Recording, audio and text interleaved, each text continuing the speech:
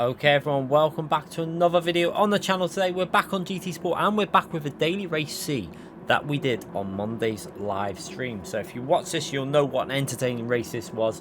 This was one of our first races of the day. I think we're starting P7 here. Now I was in the Supra at this stage. I have since worked out that the FT1 actually suits my driving better at this track, and I can actually do better lap times and more consistent driving throughout the race in the FT1 over the Supra for the race. So although the Supra is OP for the race, for the qualifying, sorry, for the time trial, I don't think it was necessarily OP for race conditions. Not for the majority anyway. If you're really good with it, then probably, yeah. So yeah, let's get this race underway. We're starting from P7. We're on the medium tyres. If you do enjoy this video, please hit that subscription button, hit the like button, and let me know in the comments what you thought of the racing in this race. So we're starting from P7. We've got a lot of fast drivers in front of us, and we've also got an insane amount of fast drivers behind us, including Josete, Nick, I think Bray might have been in the lobby as well. An incredible amount of talent that's driving behind us that are going to be attacking us, and this combination isn't actually one of my strongest combinations. It's probably one of my weaker combinations. I tend to be weaker at the fictional tracks.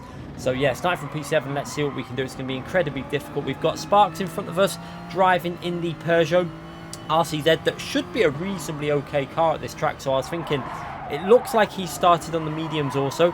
The top 5 look like they have all started on the soft tyre and are obviously going to all try and get the slipstream to the lead drivers. So at this stage, we're just going to try and stay with Sparks and let him help us go forward, basically. So I know Sparks is faster at this track than I am. So yeah, just sitting behind Sparks and just trying to use his slipstream as we go a little bit deep into the braking zone there. Nearly went into the back of him, just about avoided him, but also managed to just about stay in the slipstream to the RCZ in front of us. So working our way for the first time through the death chicane. Let's see what happens here. Now as we go through it, Sparks just clips the wall, and that is the first victim of the death chicane. So there's 1-0 to death chicane. And yeah, Sparks is going to be all the way down now after that collision, and we're up into P6 now. So yeah, unfortunately now that we've got no slipstream to work with, we're on the medium tyres, so that group ahead are going to be gone, and I'm going to have to just drive as well as I can in this situation. So at the moment though, we got Fento behind us, who chose not to battle too much. He actually chose quite a smart way of doing this. Decided to just work with us. You can see he's not going to hit us here, he's just going to wait behind us. And this is sometimes a very good way of doing a race, because you work together, you lose less time, especially when you start on the medium tyres, because you don't want to battle too much. You want to get as much gains as possible when on the medium tyres. But if I'm honest, we were very unlikely to catch that lead group, because Zav was in the lead of it and dragging everyone forward, and Zav was very, very fast around this combination. So it was very unlikely that we were going to be able to work together to catch the lead top 5 or 6 drivers there. So yeah, let's see what happens now. We see we got a bit of a gap behind us after Fento. There's a bit of a gap between the slipstream, but we do know there's some very, very fast drivers. Josete was in this lobby, and Nick as well. And we know they'll probably pit early because they're very good at tyre saving. They'll get a massive undercut, so it'll be interesting where they come out. So Fento behind us, giving us that bump draft. That's going to help our overall pace. Making sure he does it before the braking zone as well, and you'll see that he makes sure he doesn't do it when we're getting close to a braking zone. So yeah, quite smart driving from Fento here as we work our way down the main straight and over the line to start lap 3. And you can see so far it's all been fairly okay driving, not too much to talk about. It's quite a normal daily race C. So we get into the braking zone. You can see now he's going to brake. He's not going to bump draft us that close to the braking zone, because you're more likely to lose time doing that. So yeah, we're going to skip ahead now to the pit stop lap. We're on lap 5, and a lot of drivers have already pitted. You can see in the top right hand corner how the field spread is. We've got big gaps all over the map there. That's where different drivers have pitted. Some haven't, some have, and I'm gonna go for a pit stop this lap. Lap 5 is pretty optimal. You can probably pit lap 4 if you're good on tyres, and earlier if you're really good on tyres and you just want to get that undercut. So drivers like Nick and Josete would have pitted probably really, really early, possibly even lap 1 or lap 2, just to get a huge undercut and then look after their tyres. For me, that is really not possible. I'm not that good on tyres, and also the Supra is a pretty difficult car to look after the tyres on, I find. So, and one thing I did notice was I had my brake bias on the wrong setting for this car, for this track. I found that when we've done more races since, when you're in the Supra, we tend to prefer rearwards bias to keep the front tyres a bit better for the fast corner. So into the pits, we're now onto the soft tyres, and as we come out, we can see the first group of drivers that have pitted earlier coming down the main straight now, and they're going to go for the move into the braking zone. You can see there's Nick And there's another driver there going for a move. We're going to try and tuck in behind Nick here. So we give space to one driver, and now we go into the curb, and we're going to give space on the outside there. But yeah, we managed to hold on to P7. So we're still in the position that we started. Now, we're in a bit of an advantageous position over Nick. However, Nick is much faster at this track than I'll ever be. So yes, we've got ourselves right behind Nick. He's on worn tyres. We're on fresh, soft tyres.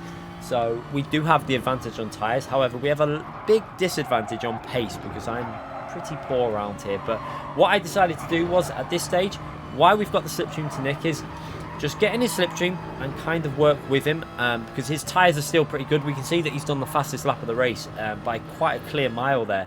So best way to do this for me at this stage, why his tyres are good, try and save my tyres a little bit, use the slipstream, let him help us by dragging us forward a bit and keeping us in that slipstream range. And another thing is, we're not going to be too far behind the back group of the people that started on the soft tyres if we work quite well and work together. So we don't want to fight. We don't want to be losing half a second, a second, a lap. We want to see if we can work together in a way. You see Fento still behind us there, not going for the dive. We're going to get into that slipstream with Nick now and work our way down on the straight. And again, you can see I'm not going to do anything silly here. We're going to pick up the slipstream to Nick. So get into his slipstream. And we're going to work with him at this stage because, like I say, there's not much point in battling because he's still doing pretty fast laps. If we fight at this stage, all we do is lose time as a group. So, again, we're not going to fight him into the braking. We're just going to brake a little bit earlier, save them tyres a little bit, and just hope that we can stay with him and then maybe go for a move when we can see that his tyres are fading a little bit further on in the race. So you can see in the bottom right-hand corner on the replay camera just how close this race is. We've got about 9 drivers here, all battling for the same position, all in a slipstream. And this is Monday daily racing. Monday daily racings are super competitive. It's almost top split FIA level, this.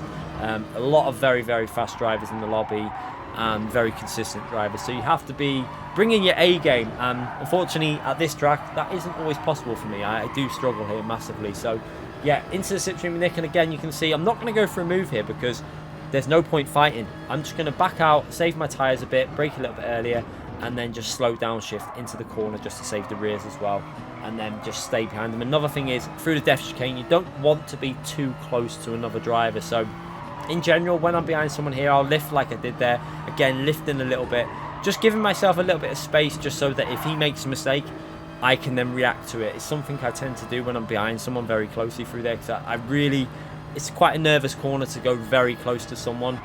Sometimes it's best just to give yourself 3 or 4 attempts just in case they make a mistake, because you're going to get the slipstream back after it anyway. And again, you've got this long straight with the slipstream to get right back up behind them. So you don't need to be right up behind someone, I don't think, on the depth chicane. Sometimes it's safer to leave 3 or 4 attempts just to give yourself a bit more line of sight through the corner as well. So again, working our way down on lap 8 now into the braking zone. And again, we're not going to go for a move there because at the moment Nick's pace still looks pretty good. You can see he's doing quite okay lap times. We're doing 36.3s. It's not insanely fast, but it's only 4 or 5 attempts off the fastest lap of the race. So we know that his pace is still pretty decent. And you can see in front, we're not massively behind the medium runners now. Now they're on fresh mediums. My tyres are still okay. So we can see that if we work well in this race, we could creep onto the back of that group. You can see they're just going through this fast left-hand corner up here now. And you can just see them in the distance there, 4 or 5 seconds ahead. So they're not completely out of reach. You know, a bit of battling on their part. If they start battling for position and we work together, we might be able to latch on to the back of that group, and that is what is going through my mind. But at this stage, we can see Nick is starting to struggle. So we're going to go for the move on the inside and see if we can carry on the pace. That it did seem like Nick's tyres were starting to feel a little bit second-hand here. I had a feeling that he might have pitted on lap 1. So we go for the move and see if we can maybe push on and see if we can catch that group up. You can see we're 4 or 5 seconds behind, 4.2 seconds behind, I think it is, 2 P5, and we're just going to push through here and see what Nick does. Will Nick work with us? I had the feeling that Nick would probably not battle too much as he hit the wall there as well. Coming out of the exit, he actually clipped the wall on the depth chicane. So again, and the depth chicane causing problems for more than just a few drivers as we work our way onto the final corner, down the straight now. And you can see we are gaining a little bit on P5. Now they are in the slipstream, so as soon as we get on the straights, they're going to gain that 10th or 2 back because they're all slipstreaming each other. But through the corners, we seem to be gaining a little bit. And we just got to hope that Nick's not going to battle with us too much while his tyres are fading. And I had the feeling that he wouldn't. He'd probably play it quite smart as we do quite an alright section through here. Again, through to the final section, through the depth chicane. and you can see that we're around 4 seconds still behind that group, and then into the def chicane. We just got to make sure we don't make any mistakes here. So again, taking it a little bit cautious if I'm honest, and this is where I think I'm a little bit better in the FT1. I seem to be a little bit faster at driving the FT1 through the tricky corner. So again, Nick's going to bump draft us there because his tyres are fading. Also, he probably wants to save his tyres, but someone goes for a move behind Nick there. It looks like there's a little bit of battling, and it looks like that is Josete coming through. So that is probably going to change the race a little bit, because Nick is going to want to keep Josete behind him at this stage, because Josete is obviously on a very similar strategy to Nick, whereas I'm on a strategy with a little bit better tyres, although I have absolutely murdered my tyres already. You can see in the telemetry our tyres are not looking that great, but you can see down the straight we're actually starting to gain on the group in front of us now. We're under 4 seconds behind them. It looks like there's been a bit of battling, so if we work well together here, we're not going to be massively off in terms of at the end of the race. However, it's getting to that stage now with Josete right behind. I think people are going to start getting a little bit nervous. Everyone wants to try and start fighting for this position. We're just going to have to try and drive as well as we can at this track and hold on to P6 if we can. So again, through this really fast left-hand corner, that I find very, very tricky. You've got to kind of let the car coast through there and just let the car's momentum go through the corner and then get on the power as early as you can. But it seems to be a very difficult corner to carry the speed through there. A lot of people get the gist of it very easy. I tend to struggle, but Nick is going to go for a move again here now.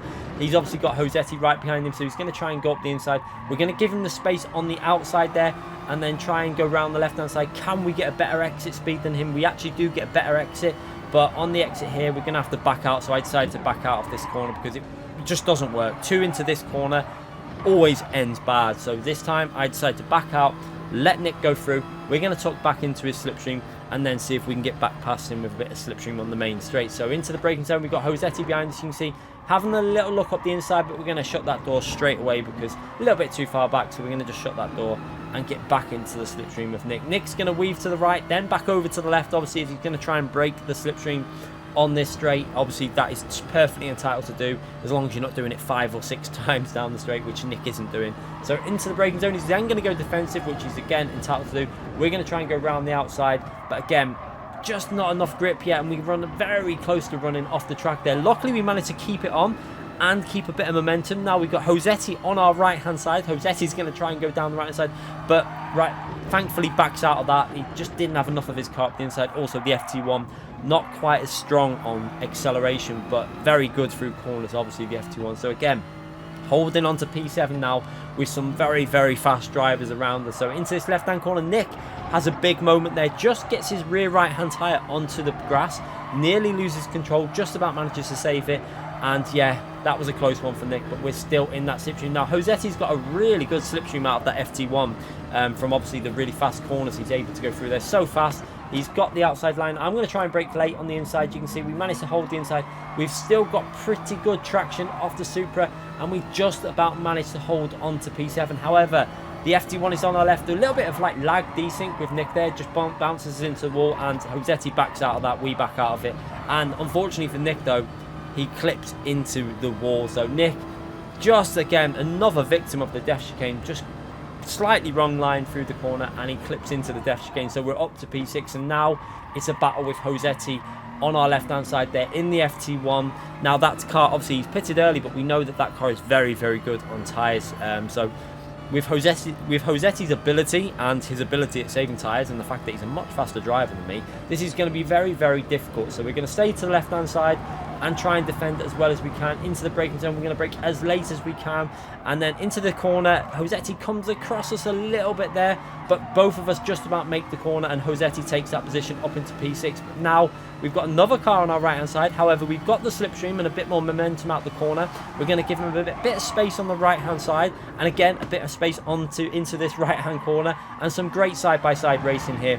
Again, still side-by-side. This has been a hectic end to this race. Absolutely amazing fun though. I really enjoyed this.